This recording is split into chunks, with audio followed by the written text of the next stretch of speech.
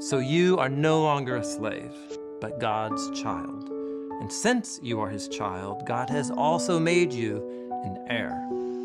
So these are words from the Apostle Paul writing to the churches of Galatia. And he's trying to persuade them to stop doing a whole bunch of things that they think they need to do to make themselves the true children of God. And Paul's larger argument in the letter as a whole is that God has, through the life and the death and the resurrection of Jesus and the gift of the Spirit, he's liberated his people from slavery, he's made them his children, and he's lined them up for a future inheritance.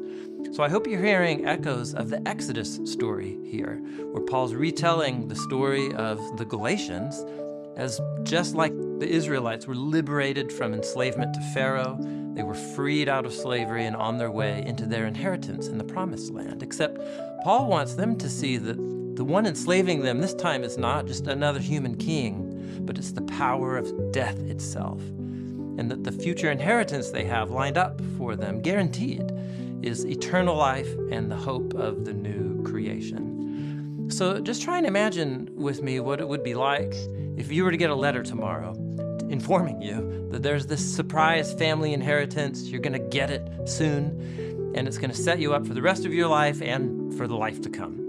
And just try and imagine how that would change how you think about every person in your life and the interactions that you have with them.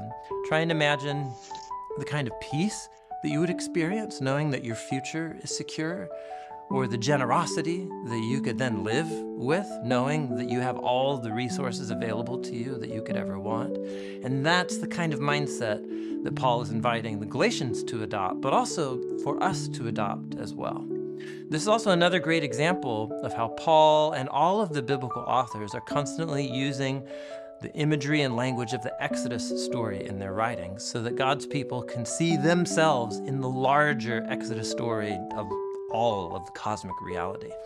And if that pattern of the Exodus is something that interests you, you can check out the new Bible Project video on the Exodus Way. You can also sign up for the Exodus Way reading plan right here in the app.